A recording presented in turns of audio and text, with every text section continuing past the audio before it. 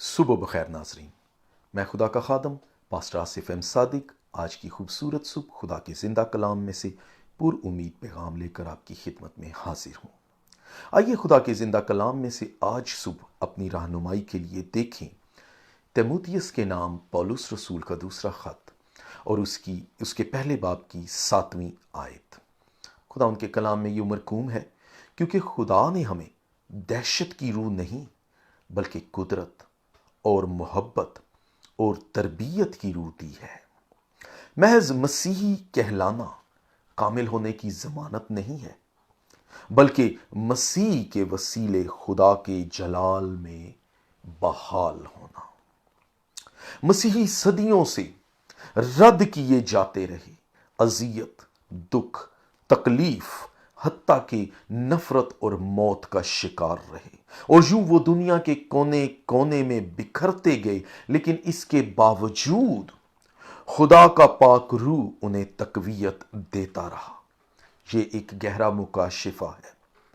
یہ ایک بھید ہے کہ خدا نے مسیحیوں کو گناہ آلودہ دنیا سے چن کر اور انہیں پاک کر کے دوبارہ گناہ آلود دنیا میں رہنے دیا، تاکہ اس گناہ آلودہ دنیا میں مزید گناہ آلودہ لوگوں کو وہ پاک کر کے خدا کی بادشاہی کا حصہ بنا سکیں۔ لیکن یاد رکھیں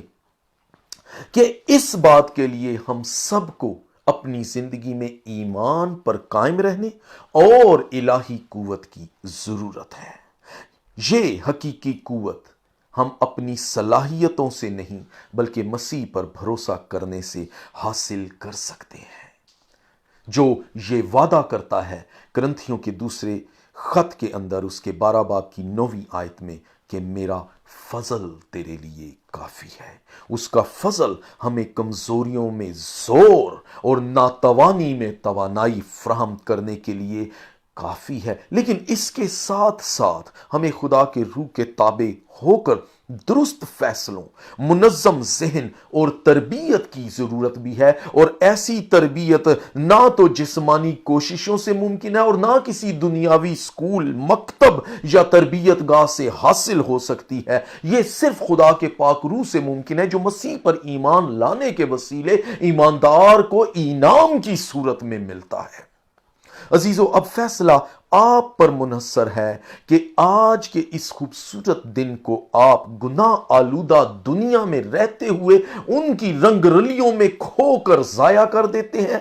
یا پھر آج کے خوبصورت دن کو خدا کا ایک خاص تحفہ اور انعام سمجھ کر خدا کے روح کے تابع ہو کر اس کی حضوری میں محبت، قدرت اور اس کے روح کی تربیت سے سیکھ کر